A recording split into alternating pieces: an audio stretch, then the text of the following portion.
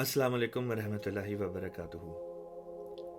कुरान पाक की हर आयत का सियाक़ो सबाक़ और वजह नुज़ूल हुआ करता है।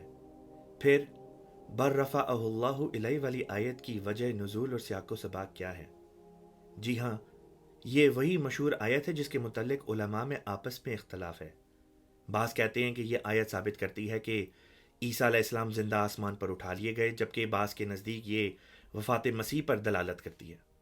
तो आइए आज की इस वीडियो में इस आयत को बनज़र अमीक देखते हैं और इस पर से मिस्ट्री के पर्दे उठाते हैं। सूरह निसा की ये आयत दरहकीकत एक मजमून से शुरू होती है और वो मजमून शुरू होता है आयत नंबर 157 से।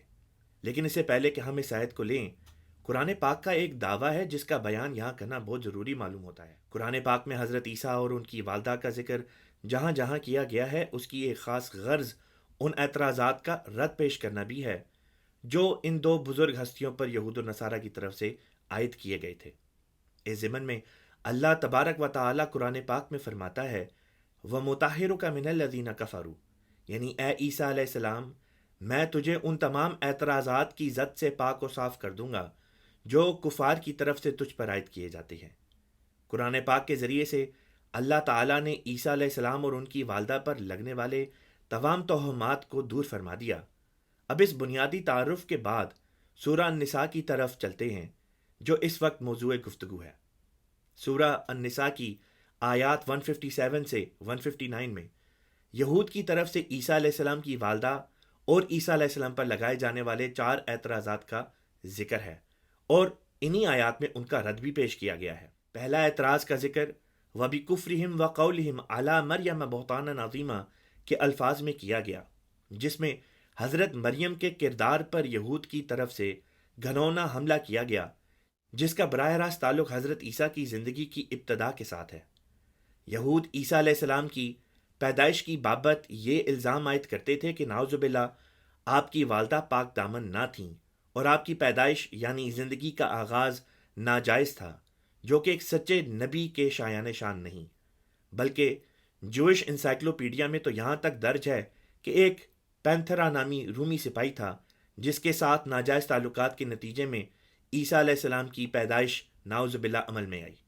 इस गंदे इल्ज़ाम का जवाब कुरान ने यूँ दिया कि फरमाया ये कलमा कुफ्र है और मरियम अलैहिस्सलाम की ज़ात पर बहुत बड़ा बहतान। नीज़ एक दूसरी आयत में फरमाया कि मरियम अलैहिस्सलाम सिद्दीक़ा थीं। फिर एक तीसरी आयत में फरमाया कि आपने अपनी इफ़्फ़त की हिफाजत फरमाई, अपनी इज़्ज़त की हिफाजत फरमाई। फ़अहसनत फ़रजहा फ़नफ़ख़ना फ़ीहा मिन रूहिना, जिसके नतीजे में फिर मौजाना बतौर निशान इलाही के आपको हमल हुआ और ईसा अलैहिस्सलाम बग़ैर किसी वालिद के पैदा हुए। अब सूरह निसा की अगली आयत में दूसरे एतराज़ का जिक्र आता है, जिसमें यहूद ने दावा किया कि इन्ना क़तलनल मसीहा ईसा इब्न मरियम, यानी हमने मसीह ईसा इब्न मरियम का कत्ल कर दिया। यहूद की शरीयत यानी तौरात में ये बात दर्ज है कि झूठा नबी जो होता है उसकी एक निशानी ये है कि वो कत्ल किया जाता है। लिहाजा अगर ईसा अलैहिस्सलाम को यहूद ने कत्ल कर दिया या कत्ल करवा दिया तो ये सबूत होगा इस बात का कि नाउज़ुबिल्लाह ईसा अलैहिस्सलाम अल्लाह ताला के सच्चे नबी नहीं थे।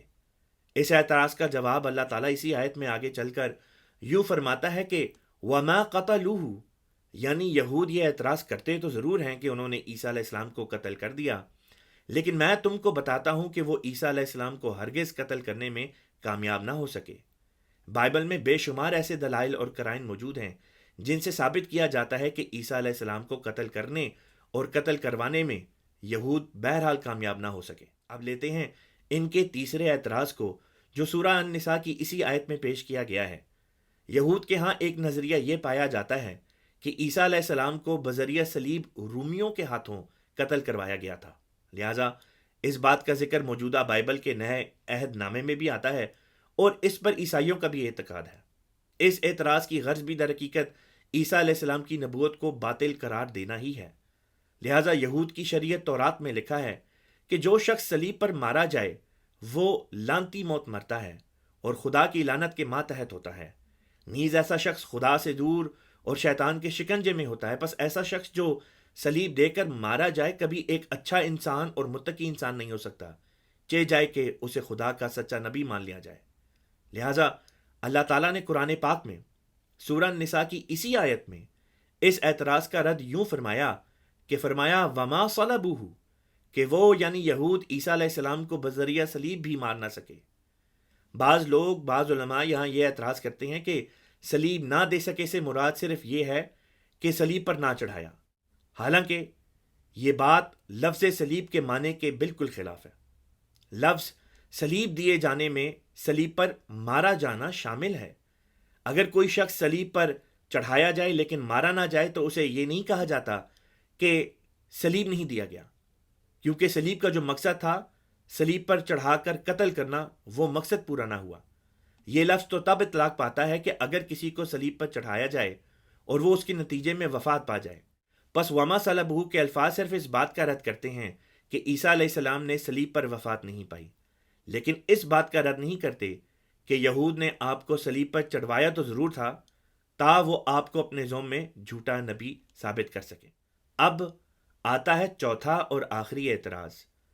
یہود کہتے ہیں کہ عیسیٰ علیہ السلام جن کی پیدائش نعوذ باللہ ناجائز، جن کو قتل کیا گیا، جبکہ یہودی شریعت کے مطابق سچا نبی قتل نہیں ہو سکتا، قتل بھی بذریعہ صلیب جو کہ لعنتی موت ہے شریعت موسوی کی روح سے، بس ایسے انسان کی روح خدا تعالیٰ کی طرف بلند نہیں ہوتی بلکہ جہنم میں زمین کی پاتال کی طرف گرائی جاتی ہے۔ در حقیقت یہود کا یہ عقیدہ ہے کہ نیک روحیں مرنے کے بعد اللہ تعالیٰ کی طرف بلند کی جاتی ہیں، یعنی ان کا رفع ہوتا ہے، جبکہ برے لوگوں کی روح جہنم، جسے وہ زمین کی گہرائیوں میں تصور کرتے ہیں، اس میں گرا دی جاتی ہے، یعنی رفع کے بالکل برعکس۔ اس اعتراض کا جواب اللہ تعالیٰ نے ان الفاظ میں فرمایا کہ وما قتلہ یقینا بل رفعہ اللہ الیہ، یعنی یہود یقیناً آپ کو قتل کرنے میں کامیاب نہ ہو سکے بلکہ اللہ تعالیٰ نے آپ کا رفع اپنی طرف فرما لیا۔ اس ایک فکرے نے یہود کے اس اعتراض کا رد کر دیا جو یہ کہا کرتے تھے کہ مسیح اللہ تعالیٰ کے نیک بندے نہیں تھے بلکہ نعوذ باللہ جھوٹے نبی تھے جو لعنتی موت مرے۔ اللہ تعالیٰ نے فرمایا کہ ایسا ہرگز نہیں، کیونکہ ان کی روح کا رفع تو میری طرف ہوا ہے، پس ثابت ہوا کہ وہ نیک اپنے دعاوی میں سچے اللہ کے سچے نبی تھے جو لعنتی موت نہیں بلکہ واقعہ صلیب کے ایک بہت لمبے عرصے کے بعد تبھی وفات پا کر مرفوع اللہ ہوئے۔ اس کے ساتھ ہی یہود کے چاروں اعتراضات کا رد قرآن کریم نے پیش کیا، اور یہ قرآن اور محمد رسول اللہ صلی اللہ علیہ وسلم کا عیسیٰ علیہ السلام اور ان کی والدہ پر ایک بہت بڑا احسان ہے کہ ان کا دفاع کیا اور یہود و نصارہ کے اعتراضات سے ان بزرگ ہستیوں کے دامن کو پاک و صاف قرار دیا۔ ان آیات کو اس پراپر سیاق و سباق کے ساتھ نہ سمجھنے کی وجہ سے بہت سے مسلمان علماء نے یہ غلط عقیدہ گھڑ لیا کہ عیسیٰ علیہ السلام کو صلیب پر نہیں چڑھایا گیا بلکہ اللہ تعالیٰ نے ان کو آسمان پہ اٹھا لیا، حالانکہ لفظ آسمان نہ تو قرآن پاک کی اس آیت یا کسی آیت میں بھی عیسیٰ علیہ السلام کے لیے استعمال ہوا ہے، بلکہ کسی صحیح حدیث میں بھی اس بات کا ذکر نہیں ملتا کہ عیسیٰ علیہ السلام کو جسم سمیت اللہ تعالیٰ نے آسمان پر اٹھا لیا۔ بس یہ بات غور طلب ہے۔ عیسیٰ علیہ السلام کے واقع صلیب سے بچائے جانے اور طبی وفات پانے کے طویل عرصے کے درمیان آپ کی زندگی میں جو واقعات گزرے، اگر اس بارے میں آپ مزید معلومات حاصل کرنا چاہتے ہیں تو www.alislam.org پر مسیح ہندوستان میں جیزس ان انڈیا کے نام سے ایک کتاب موجود ہے، اس کو پڑھیں، اس کا مطالعہ فرما لیں۔